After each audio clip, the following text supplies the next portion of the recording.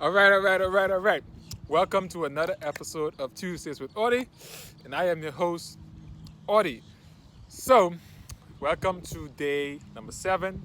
We are in the month of July for the 2020 monologue, and if you are still with me, drop a thumbs up, hit the like button, um, drop a comment in the comment dialogue underneath. Let me know that you are still with me in terms of this 12-day series where I discuss my monologue for 2020. If you're enjoying it, drop it in the comment.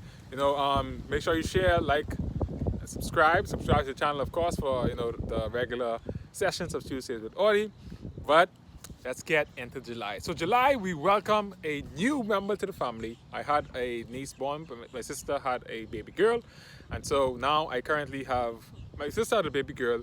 One of my best friends had a baby boy. So now I currently have 11 nieces and nephews. So now I have an entire starting lineup for a football team.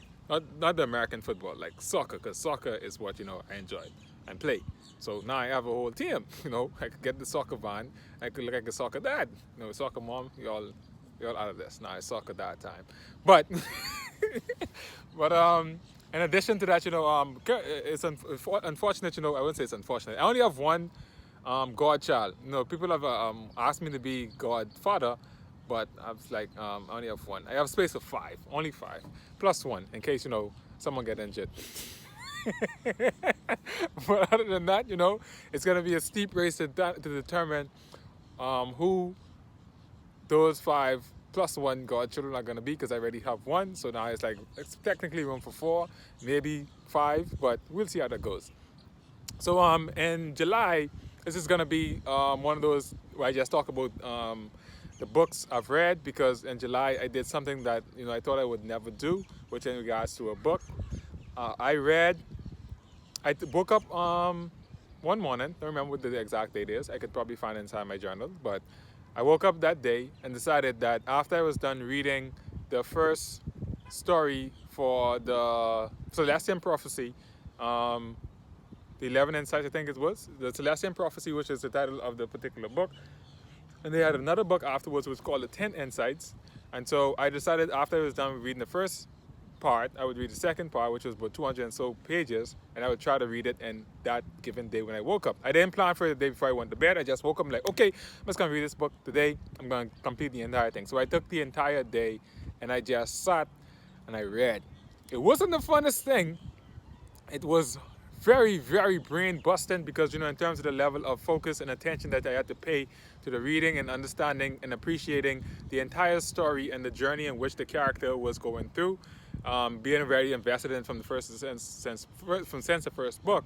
It was good to see what it is that happened after the first one, and kind of see what it is that he was doing on the second book and what kind of new adventures he was engaging upon. Seeing that I'm a big anime fan, I enjoy the entire development of the main character in terms of their journey, what lessons they learn along the way, what struggles they had to overcome, and what key things they needed in order for them to get to the next level, which they were trying to accomplish the goal that they were aiming to do. And so this was one of those books. This was the first time, instead of watching TV or playing video games, I decided to take that entire day to just read a book and complete it within the time in which I was awake. It took less than 24 hours for me to get it done. It was difficult, but it did get accomplished. And so I know for sure that it is something that's doable in terms of if I have the entire day to myself with limiting the amount of distraction that I want and just focusing on getting one thing done. And so continuing with books in terms of, just recapping, I read about 28 books plus one. I don't want to tell you the plus one because my memoir clearly had to read a couple of times because I was writing it. So I read 28 plus one. I listened to over 10 audiobooks. And now I'm going to tell you guys what my favorite 2020 readings were. Number 1, gotta go to Daniel Kahneman and Thinking Fast and Slow. The reason why I said that I picked that as my number 1 book, the sheer amount of knowledge I gathered from reading that book when it comes to my biases in terms of confirmation bias, sunk cost, loss aversion, just reacting to certain aspects of myself where I just intuitively say something without necessarily thinking about it, and seeing how that can get me into trouble. that book was God sent. I don't know. It was God sent. It is God sent. So just want to go ahead and try to discuss a little bit of things that I found to be enjoyable. It discussed in terms of System 1 and System 2. System 1 is the intuitive system, the instinctive system in terms of reacting to do something and not knowing why it is that you are doing it. It just seems as though it feels right. It's the thing that, if someone tells us something, we just automatically just jump to a conclusion. Pretty much, that's our favorite form of exercise, jumping to conclusion without necessarily thinking about what is said or done, and then drawing a proper conclusion and then stating our opinion based on the facts or thinking about it a little bit longer. Or it's like gossip. If someone come to you and tell you something, or if I ask you a question that seems very easy to answer, your first thing is just to get the first answer pop to your head. But after the answer pop, then you're like, what was that? Sometimes you find yourself like, how did they say something so stupid? And that was pretty much me. And the entire book just pretty much showed me how stupid I was. And then System 2 is the slow thinking system, which is the logical aspect of taking your time to kind of solve a problem thoroughly and making sure that it is done correctly. It is slow. It uses up a lot of energy and brain power. And this is the kind of thinking that we develop in a classroom in terms of problem solving. And usually on a daily basis we don't tend to not to use it, because instinctively that is the easiest thing for us to do, because our instinctive and intuition is the one that uses up less energy, and because System 2 uses up more energy, we're going to go ahead and use the one that uses up less brain power and getting things done. Number 2, audiobook. I would have to say it's a tie. It's between Black Swan and Skin in the Game. Both of them are by Nicholas Nassim Taleb. I'm not going to tell you guys why, because Black Swan Nicholas Taleb is pretty much a skeptical empiricist, and he talks about, certain things that just seems like stupid and ridiculous, why we actually use these tools for us to draw a conclusion on. But it was fun to kind of just see his point of view in terms of those particular things. Skin in the Game. It's pretty much, in terms of how I went into the stock market and, was daily daddying and playing around in it, that book just showed me that, you learn more about a particular topic if you are invested in it. And, with having money in the stock market, you have to learn. And Skin in the Game was one of that book that I picked up after I already got into the stock market. That kind of showed me that, the reason why I was so motivated to learn about the stock market, because I had skin in the game, which means I had something to lose now. Even though I already had made up my mind that if I lost it was going to be okay. But knowing that every human is loss averse, having skin in the game enforces the fact that you don't want to lose because you want to win at the end of the day. So then it helped me to make sure that I didn't suffer the losses, even though I would be content with those losses. Skin in the game taught me is that once you have some skin in the game, then you want to win, because losses are what we don't want to accumulate. And so, yeah. Number 3, an audiobook. It's called The Coddling of the American Mind. I'm not going to talk about that because, this is a very touchy topic, so we're not going to discuss that. Number 4 is another audiobook. It was called Talking to Strangers. It just highlights the ability in terms of how we tend to underanalyze or even overanalyze the people that we know and the people that we don't know. Because sometimes the people that you do spend a lot of time with, you think that you know those people better than anybody else, but then knowing more about someone makes you blind to their intricacies in terms of things that they tend to do wrong, because you tend to kind of give the person the benefit of the doubt because you have drawn some emotional connection to that person, and so you want to give them the benefit of the doubt.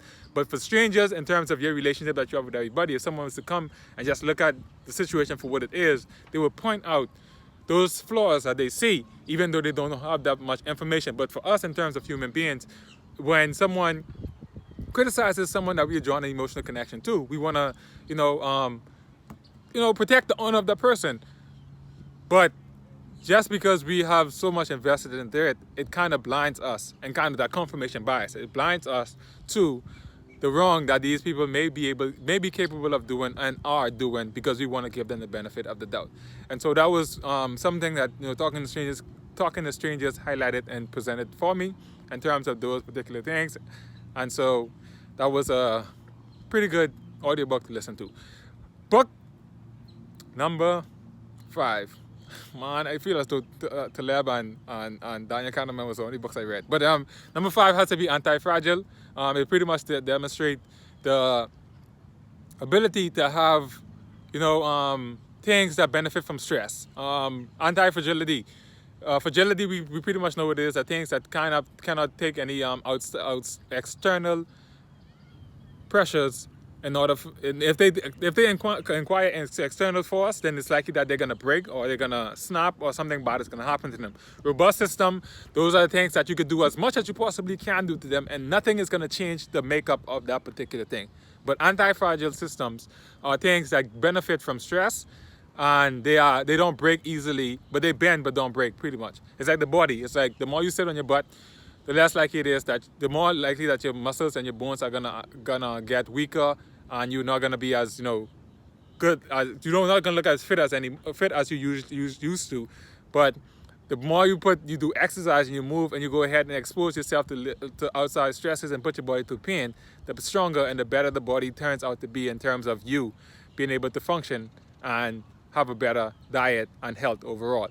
So those are the body is a perfect example of an anti-fragile system. So that was, in terms of him looking at those particular things, but not looking at the body. He's more looking at social structures in terms of finance and medicine, and some things that we tend to kind of want to say we have experts about, but not necessarily saying that he said that well, maybe there aren't any experts. It's just that sometimes it's just luck that some of these things just happen, and not necessarily we were looking for something, but we ended up finding something else, and then we said that this is exactly what I was looking for. And being coming out of a PhD program in research, and that highlights a little bit of in terms of research. Sometimes you go looking for one thing and you find something else. Sometimes the thing that you think that you found the solution for and you feel as though it's going to be applied for it, someone else comes and shows you that well, this could be applied better in this particular field, but that wasn't necessarily what you went looking for. And the laser was one of those key things that we kind of use today, even though that the uses that we have for it today wasn't necessarily what it was intended to be used for. And so, where it's come to LASIK surgery, using it on compact disc, some other stuff that, I'm not an expert in that field to kind of highlight, those are what anti-fragility kind of highlighted in regards to, our ability to tinker and kind of make things anti-fragile when we actually tinker with them. And so, number 6, just going to stop on number 6. This is an honorable mention. It has to be Tuesdays with Maury, because, Tuesdays with Maury started this entire channel. And, it taught me some valuable lessons about, the entire human relation in terms of, the regrets that people will have in terms of their life and how they will end up living their life. But at the end of it, if you are discouraged by an entire community or system, you got to create a subculture that will cater to, getting the results that are deemed necessary and helping those people the best way that you can possibly help them with what you have. So with that said, this is another end of another episode with Tuesdays with Audie. I almost said Maury just now. Tuesdays with Audie. This is day 7. This is July. And then so next we have August. And then once we get to August, then you have 4 more episodes and we will be done. So with that said, thank you guys for tuning in. Thank you guys for continuing to support, continuing to like, share, and subscribe.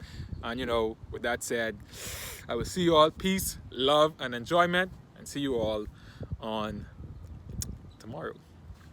Peace.